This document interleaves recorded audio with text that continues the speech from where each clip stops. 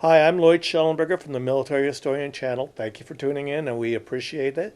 If you like what you hear, hit the like and the share button. Today, we're going to go into a story of the Left Behind series of books that I'm writing called Left Behind Letters from Baghdad. We're going to be covering a story about Fatima al-Abbasi. That family lost their father, Majid al-Abbasi, who was murdered by a terrorist. And this is not an uncommon story, unfortunately, in a war zone in Baghdad or in all throughout Iraq. Terrorists murdered and killed often family members of interpreters, and this was no different. In this particular case, Fatima had 7 children that she was responsible for getting out of Iraq, and I was part of that team that actually reported on it, helped escort them out of Iraq, and found a way to get them asylum in the United States. It's a heartbreaking story for people who don't know anything about what actually happened in Iraq, but I can tell you, whatever war zone you're in, Afghanistan or Iraq, locals suffered just as much, if not more, than the soldiers. And the Left Behind series focuses on that suffering, tells you what happened and why and who did what to whom. It's history. It's military history that needs to be covered, and it's all true stories. And I want you to tune into this and watch this and pay attention, because Fatima al-Abbasi is a hero. Her family are heroes. They suffered in ways that Americans will never understand. So I want you to pay attention, because this could be you in a war zone one day. Welcome to the Military Historian Podcast. I'm Lloyd Schellenberger. I'm your host. Thank you for tuning in. Hi, this is Lloyd Schellenberger with the Military Historian Channel, and today we're going to do episode 6, in which we interview the mother, Fatima. I happen to have Zahir beside me. How do you pronounce her last name, which I could not even do? Fatima Kabi.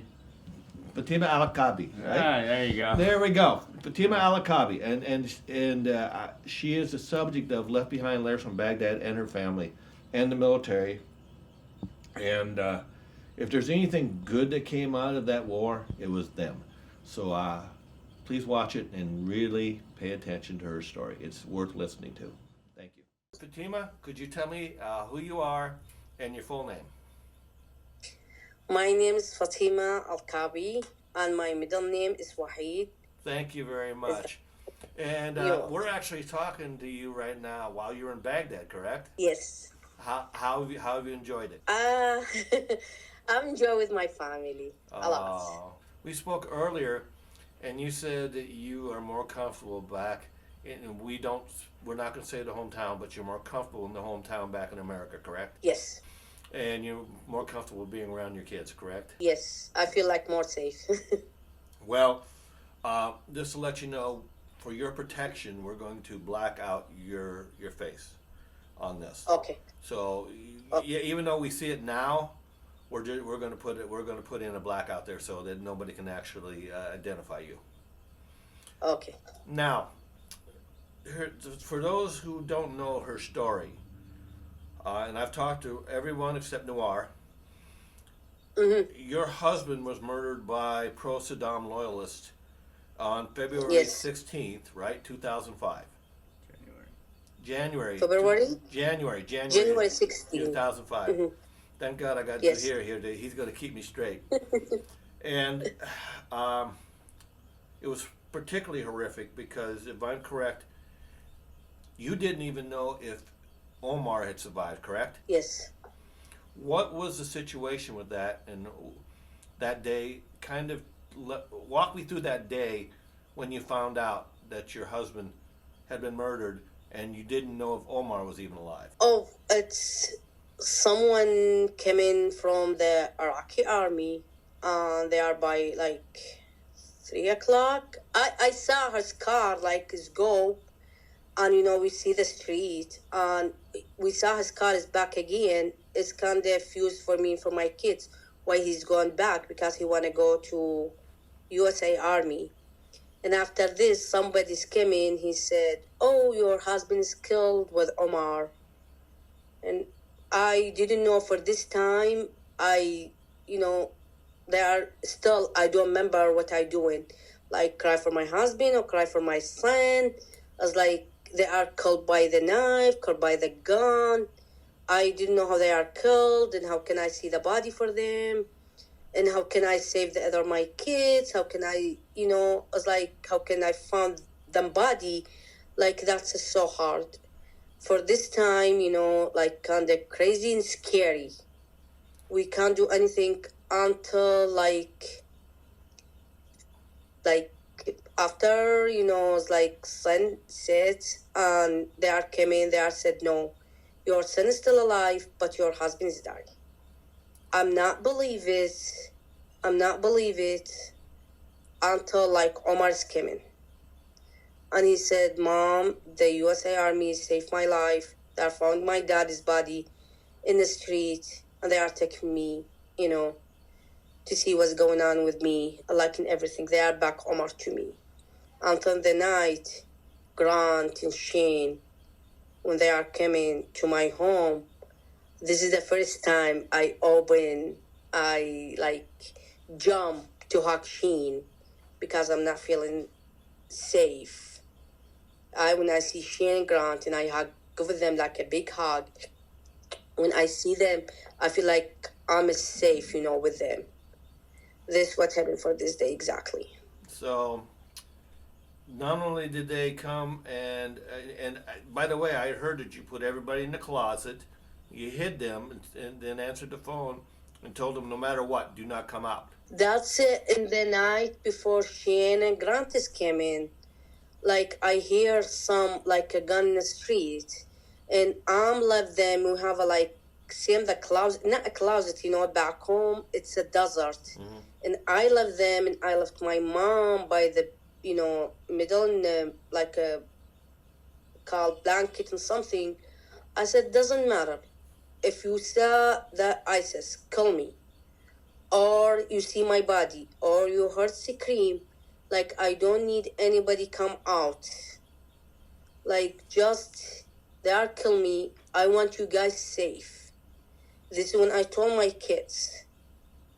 I don't want they are coming. I said, even I told my mom, like I said, do not do anything. I promise. If they are kill me, I close my mouth. Because I don't need anybody to my kids killed. Right now, I keep them away from me. Yeah, and that's it's amazing. Now, was it the Iraqi army that brought the truck back? Was it the American army that brought the truck? Your Majid's truck back? Was it the Iraqi army that brought it back that day, or was it the American army? Yeah, American. And now, yeah, a couple days later, they were still looking for the terrorists. Were still looking for you guys. Uh-huh. Now, I was made to understand they showed up at your house, but they weren't aware it was an ambush for them. When the second time the terrorists want to come, they didn't know, the U.S. Army is beside me and the Arab people, the Iraqi army. But U.S. Army, they are close to me. And I hear they are shooting three. That's a message between them, three shooting. They are shooting they are coming. My husband, he told me that. He said if there are three shooting, they are close. There are message three between shots, them. Right? Through three shooting, yeah. Between them, the ISIS. So they are three shooting. My son, he said, Mom, they are here. I said, I know. And watch what the army does, here. Right? Yeah, I just cried. I again back to my kids and I said, just go away. I keep somewhere until hide and I see the shooting and everything until Grant and everyone and they are told me don't worry, we are in here close to you. That day it's I didn't know how to explain it. It's so hard with single mom with the kids to be save them. And always the ISIS want to kill the women. Right. It makes no sense. They've already killed your husband. Why do you want to go after the women and children? If you want my husband, why you want to kill the women? She pregnant with the kids 6, 7 years old. What's mean? Why? Why? Why? Right. Why? As like American, they didn't know me a lot. They are safe me. You know how much is hard? The people in my country, the people like I think I'm safe with them. They are want to kill me and kill my kids. The people different region, different culture, because my husband helped them. They are want to save me, save my kids. What do you think? I be with that? I'm be with who? Of course, who want to save me? Right. Absolutely. I don't understand them. They are one just looking for a young baby. How old my kids? Like 2 years, 3 years? You want to kill them this age? What they are do to them? Nothing. Well, I can tell you, because I did cover the mass graves in Iraq. I actually filmed them. They shot babies and infants. These people. They were fanatical. So it doesn't surprise me what you're telling me. The years afterwards, you went on the run directly afterwards. And you were, for 2 months, you were on the run, trying to hide from the terrorists. Yes. You hid in southern Baghdad, is that correct? For 2 months? Yes. You didn't go to the deserts. You went to southern Baghdad to relatives, grandmothers, and everybody else, right? Yes. My mom and my brother and sister. And the kids were not allowed to go outside the house. You didn't go, pretty much. No. Now, no. It's still like, the Muslim two way, like Sunni Shia. Mm-hmm. I can't hide my kids because they are Sunni. And I'm worried about my brother. Too much. Zuhair kidnapped. Like, it's, feel like I just want to be like all, I pray all the time. All mean kids one time, or I don't want to be die to leave my kids, or I don't want to be my kids one die to leave me. Like this all the time. What you feel for mom, like just pray all the time. Right. Most of the time we pray like not killing the knife. You didn't see them. How much I talk about them, you didn't see them. I see them. I see how they are kill the people. I see how they are play with the people before they are killed. They are play game with them before they are die. Right. I know them. When I talk to you, like I don't want to back because all my body shake. Everything. Like it's so hard. It's so hard to be with this ISIS, with these people. You don't have a place to live. Is it fair to say, and in your opinion, that these people did not conduct themselves as good human beings? They were evil people? More than you think. More than evil. More. They are before they are kill the people, they are play with. I see how they are kill the army. They are with the knife in the neck until they are see the blood how they are coming. It's the power off here. They are okay. still the people going. like how they are killed in play game for them until like to be like see slow when he's die. I can't see animal die, not a people. Like what you think when you kill like this? Well, let me ask you this. First of all, thank you, because I don't know anybody that could have did what you've done. You were on the run while pregnant after losing a husband and thought you were going to lose a son, and you protected them for 2 months. Now, somewhere early in March, Earl Pomeroy came over to Iraq, and he wanted you brought into the green zone. Tell us about that day that you that you went to the train station, and they picked you up at the train station. Tell us about that day. I didn't know the army it's surrounding me. We didn't know. Like they are with me, like with my brother and my brother-in-law in the phone all the time, the interpreter. They are said, go this way. We are scared because we see the army's car. Mm-hmm. We see army's car everywhere. I didn't know that. I said, okay, can you stop here? Left her in. I was like, it's just scary. Like, not for speak English, but in Baghdad, like, it's so hard. Killed like everywhere. As like, and after this, we call them like a close to a green zone. And it's like my brother, he said, "Can you leave her? Can you leave her in here in the street?" When I go down in the street, the the American car, the army's car, they are jumping the street. They are pick me up like a quick. After my brother he left, he didn't see me. Like how much is a quick, and they are take me to the like in green zone. And I can't believe they are said, "You Fatima?" I said, "Yes, I'm Fatima." It's like, "You were kids and just coming in." They said they are told me like, you left the home, we are behind you. We are safe you. We are like with you. And Grant and Sheehan is with them. Never alone. You were never alone. I'm never alone, but Wow. scared. Like it's still is so hard to be scared. That's crazy. It's so hard. They, I didn't know remember, they are like left in me. I remember the day you came to the green zone because I was working there.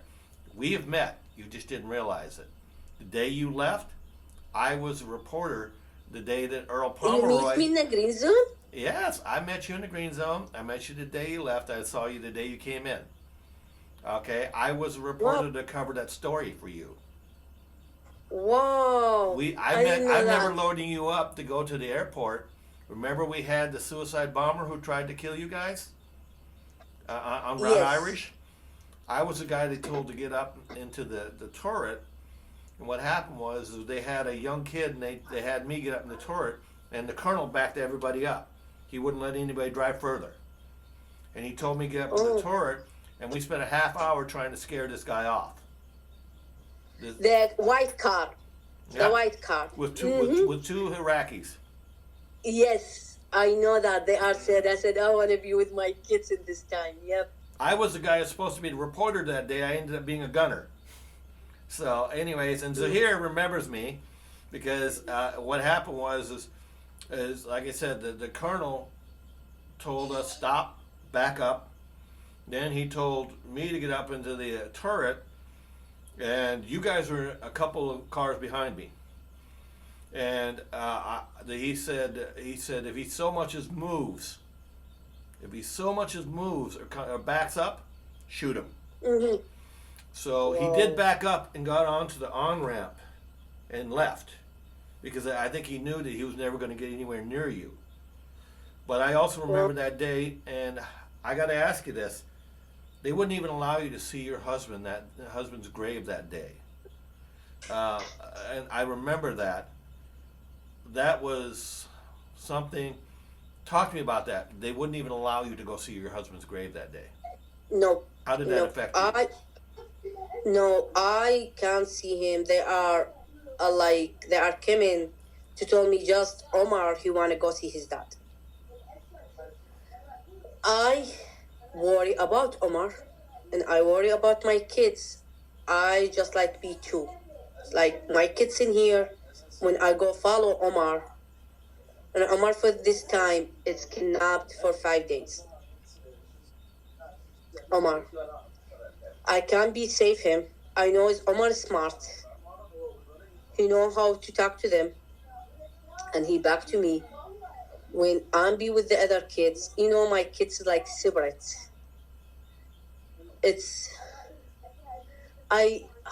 When sometimes I feel like I said, I wish to that be dream. But is it like come to my life and I just want to be hide sometimes. Right. And Grant came in, he's told me, like he said, promise. If these days Omar is not coming, they are going to pick him up. They come to pick you up. They'll come to get you. They are picked up Omar up, like for me. They are promised me. When Shane Grant, they are told me promise, I trust them 100%. Omar was kidnapped by his Yes. uncle, correct? How did you By feel? his Uncle? by his dad's siblings. Sad siblings. How did you feel about that? If sibling for his dad is kidnapped him, how can I be saved? Right, because you would take care of everybody, correct? I want everybody. Yes, So, it's so hard. by the way, You don't trust anyone. I told you, like for this time, I don't trust even my family. I trust only Shane and Grant. wow. And Omar, am I correct? After the death of his father, took on the father role and the male leader role. Is that correct? Omar Yes. became the leader, Yep. and to this day, I can see that he is. Now, Omar, after when he see his dad's die, like you feel like Omar, he's a grow up very fast. other kids did too as well, because from what I understand, you had incidents where the kids had to fight off the terrorists with Majid in Samara. You had to fight off terrorists. They had to help your dad fight off terrorists. Yes, everybody, young kids, everybody there have a gun, just to be safe. The mom, everybody want to be safe. Another family, everyone. Wow. Everyone they are want to be safe the other one. Like Z, he didn't know he's young, but he want to still save his sister. I want to save Z and Omar. Omar, he wanna be all to save everyone. Ahmed, he want to be. They are young, but when you see them, like you see them old. It's bad things. They are not watch when they are this age. They are want to be play soccer. They are think for kill. They are think for save. They are think for hide. That's what happened. Mahid ended up several times. Didn't they actually raid your house in Samara to arrest him and to send him to Abu Ghraib? Yep. Yeah. Yep. And did they ever raid your house? Iraqi secret police, did they ever raid you? You raid your house or come to your house? They are take his land. Where did They they are take his land. Yeah. Where did they usually find Majid? Did they usually pick him up on a road somewhere and then arrest him? Wait time. One time it's 9 p.m. Like he don't have a chance. We leave like very fast. The police, we saw them. They are like have around in the home. When just left in the street, they are take him away. And they basically did that at gunpoint, correct? At gunpoint? Yep. Mm-hmm. And you had to Yes. stay there and watch it. You couldn't do anything. Nope. And Actually, in Samaria, like most the women, she can't go out. She can't do anything. She's not by herself. Like it's different. It's a farmer. Okay. It's women. It's a most in the home. Okay. Mm-hmm. So you come to America. You come to New York. Grant and Shane were waiting for you. Ali were waiting for you. Carissa Page was waiting for you. You come to New York. They take you around the limo. You see New York. What do you think of New York? Dream. You weren't intimidated? Dream. You weren't intimidated? Dream. A dream. Like everything. You can't believe it. I just looking for Grant and Shane. Yeah. This is like when I looking for them, like you see babies are lost and found his mom and dad. This what happened for me. And tell me about that story when they said it's your birthday, and it turned out you said to them, what did you say to them when they said it was your birthday? What did you say? It's me. I wanna told him, I born today. It's my day today. But I can't explain. I told him it's my birthday. They are think it's my birthday. Oh. No, it's the day I born today. To be an American. It's my new life today. Never I forgot. May 19, 2005. Never I forgot this day in my life. Wow. It's a new life for me and for 7 people. And for you, when you came to North Dakota, you actually had to start a whole new life, but it was very difficult. I understand you were working 2 jobs sometimes to support your kids. Is that correct? Yes. Well, you know what? Every one of these kids absolutely adores you and thinks you're amazing. So do I. And I want to tell you something. I want to thank you for the time you've given me. And hopefully this isn't the last time we're going to talk, Fatima, because the last time was 21 years ago.